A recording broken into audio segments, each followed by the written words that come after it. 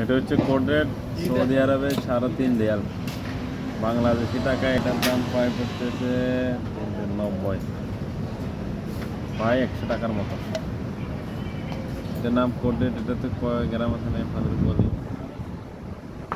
185 ml, 185 ml Bangladeshi টাকায় 100 টাকা। অনেকটা টাইগার স্পিডের মতো, মজাই আছে।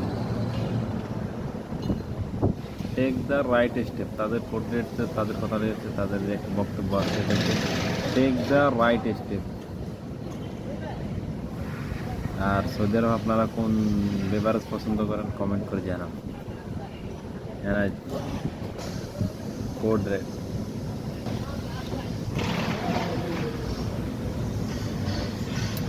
চুমুকে মজা।